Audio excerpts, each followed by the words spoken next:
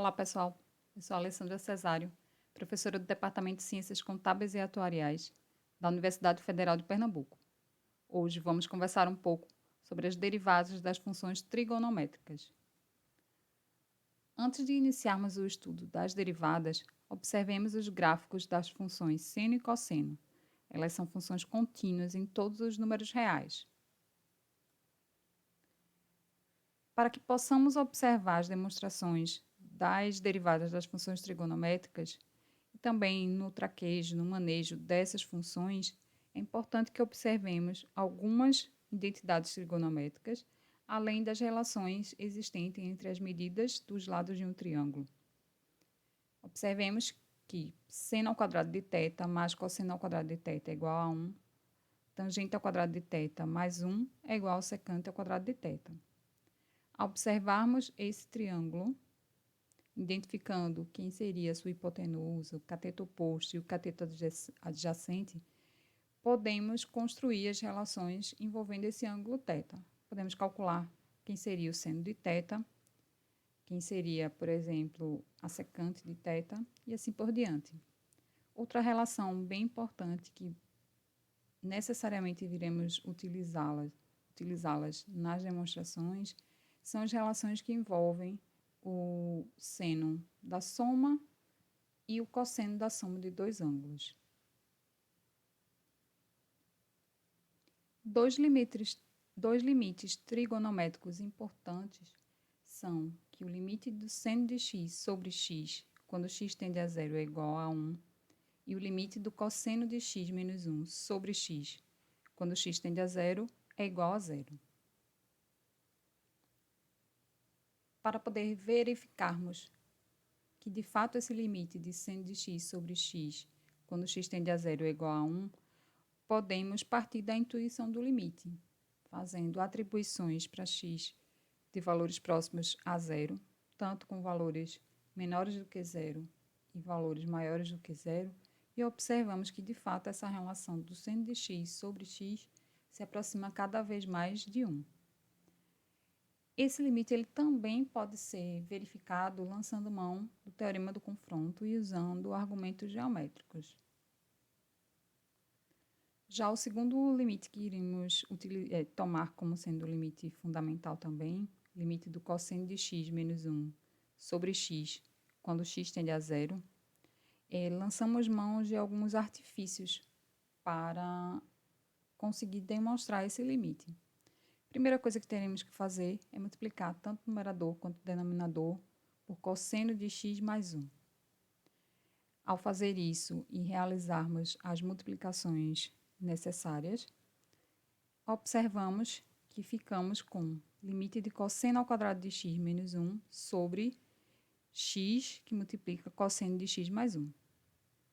Levando em consideração a primeira identidade trigonométrica, que cosseno ao quadrado de x mais seno ao quadrado de x é igual a 1, reescrevemos esse numerador como sendo menos seno ao quadrado de x. No momento posterior, então, separamos essas duas parcelas do seno de x de maneira adequada e, lançando mão das propriedades que o limite do produto é o produto dos limites, temos então que a nossa expressão se torna menos o limite do seno de x sobre x, quando x tende a zero, vezes o limite de seno de x sobre cosseno de x mais 1. Primeira parte, primeiro trecho aqui do limite, foi o primeiro limite trigonométrico fundamental que comentamos anteriormente. Esse limite vale 1.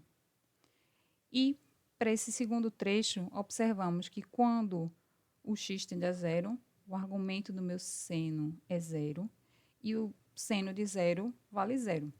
O cosseno de zero vale 1 e, portanto, todo esse segundo limite ele vai ser zero sobre 1 mais 1, resultando então em zero. Então, o produto dessas duas parcelas é igual a zero. As derivadas das funções trigonométricas podem ser vistas aqui na tela. A função seno, por exemplo, tem como sua função derivada a função cosseno, enquanto que a função cosseno tem sua derivada a função menos seno de x.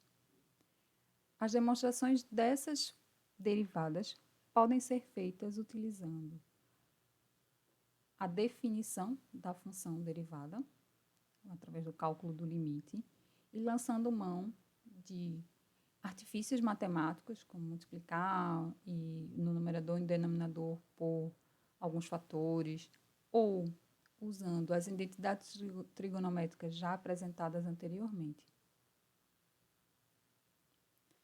Para demonstrar qual seria a derivada da função seno, vamos utilizar a definição de função derivada, que é através do cálculo do limite da função no ponto x mais h menos a função no ponto x sobre h quando h tende a zero. Fazemos isso substituindo a função seno. Então, teremos que calcular o limite da função seno de x mais h menos seno de x sobre h quando h tende a zero.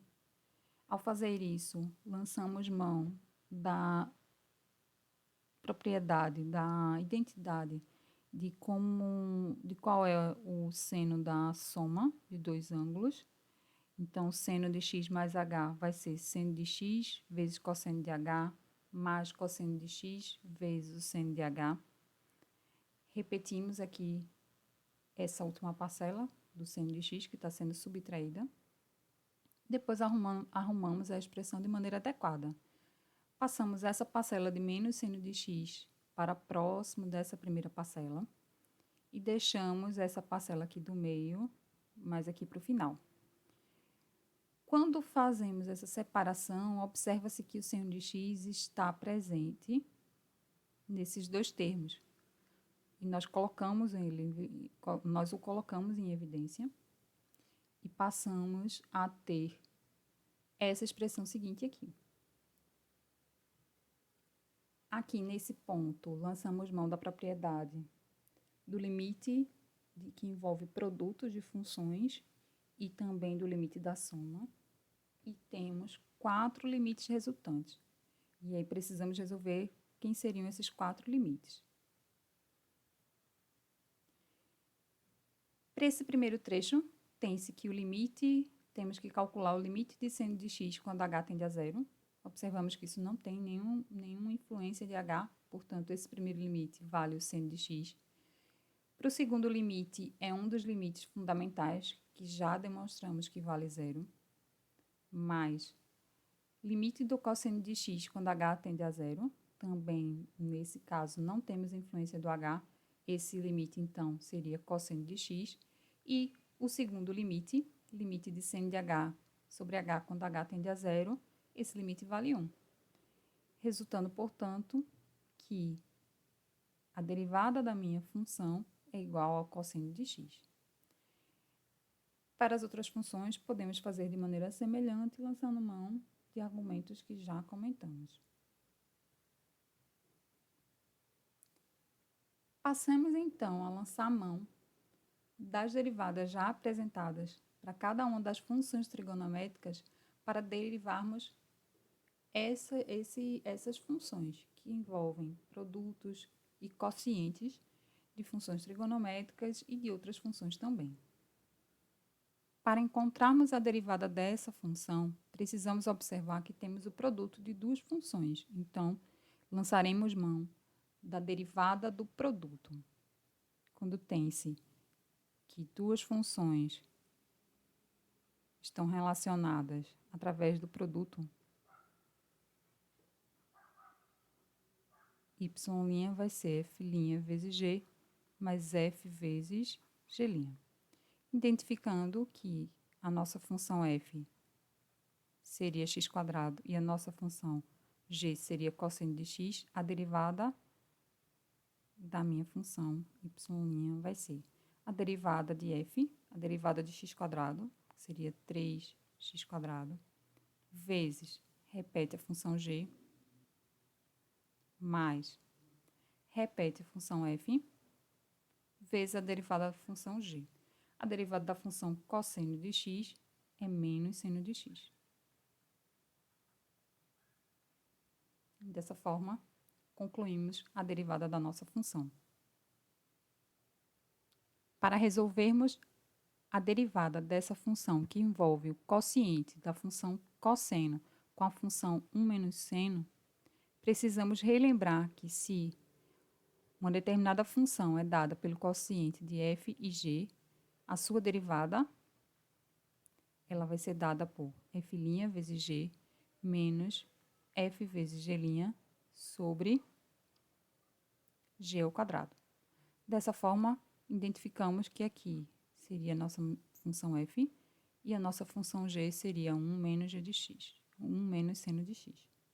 Então, a derivada da nossa função y' vai ser a derivada da função f, a derivada da função cosseno é menos seno de x vezes, repete a função que está em g, 1 menos seno de x, menos, repete a função f, cosseno de x, vezes a derivada da função g.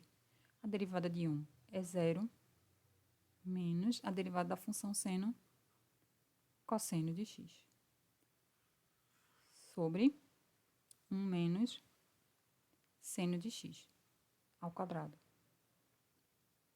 Desenvolvendo os produtos apresentados no numerador, temos que menos seno de x mais seno ao quadrado de x. Cosseno vezes 0 vai ficar 0, menos cosseno de x vezes menos cosseno de x, temos mais cosseno ao quadrado de x, sobre 1 menos seno de x ao quadrado. Aqui observamos que seno ao quadrado de x mais cosseno ao quadrado de x vale 1. Então, a nossa derivada vai ficar 1 seno de x menos mais 1. Menos seno de x mais 1. Sobre 1 menos seno de x ao quadrado. Ora, se a gente arrumar 1 menos seno de x no numerador, e aqui no denominador, 1 menos seno de x ao quadrado. Podemos simplificar esse termo que está no numerador com uma das potências que está no denominador, e a nossa função derivada seria 1 sobre 1 menos seno de x. Novamente, temos um quociente entre duas funções. A função que está no numerador é a função 1 menos secante de x, e a função que está no denominador é a função tangente de x. Novamente, precisamos lançar a mão da regra do quociente. E aí, primeiro, derivamos a função f. Derivada de 1 vale 0, menos a derivada da função secante é secante de x vezes tangente de x. Tudo isso vezes a função g, tangente de x, menos. Repete a função f, 1 menos secante de x, vezes a derivada da função g, derivada da função tangente, secante ao quadrado de x.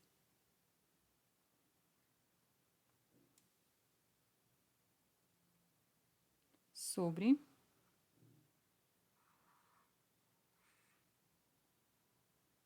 tangente de x ao quadrado.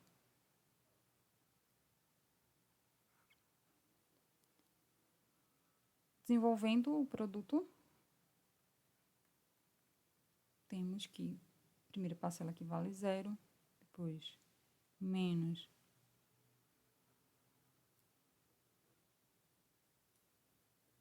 secante de x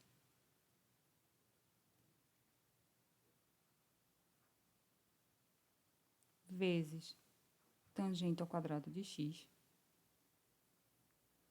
Aqui, menos 1 vezes secante ao quadrado de x, menos secante ao quadrado de x.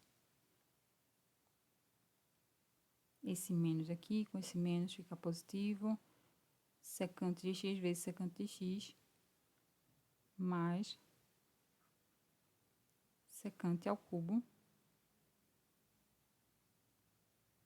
de x sobre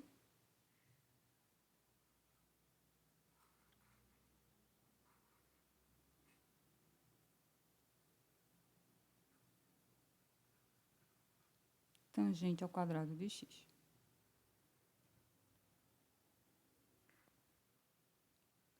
Chamamos a atenção, mais uma vez, que há a possibilidade de termos funções compostas envolvendo funções trigonométricas. E para calcularmos derivadas de funções desse tipo, precisaremos lançar mão da regra da cadeia. A regra da cadeia nos solicita que, se a função h for composta da função f, cujo argumento é a função g de x, a sua derivada deve ser dada pela derivada da função mais externa vezes a derivada da função mais interna. Passemos, então, a observar quais seriam as derivadas das seguintes funções. Y é igual ao seno, cujo argumento é a função exponencial de x. E, num segundo momento, y é igual a secante ao quadrado de mθ. Para resolvermos a derivada dessa função, precisamos observar que temos a composição da função seno com a função exponencial. A função que dá o formato geral para essa função é a função trigonométrica seno. No entanto, esperávamos que viesse apenas a variável x. No entanto, a variável x foi retirada e substituímos por uma função, a função exponencial de x. Então, precisamos derivar essa função lançando a mão da regra da cadeia. A derivada dessa função vai ser y' é igual a derivada da função seno é a função cosseno de e elevado a x. E precisamos multiplicar, então, agora, pela derivada da função argumento, que é a função exponencial. Então, vezes a derivada da função exponencial, que é a própria função exponencial. Para resolvermos a derivada da função secante ao quadrado de mθ, precisamos prestar atenção que temos uma composição de funções em mais de um nível.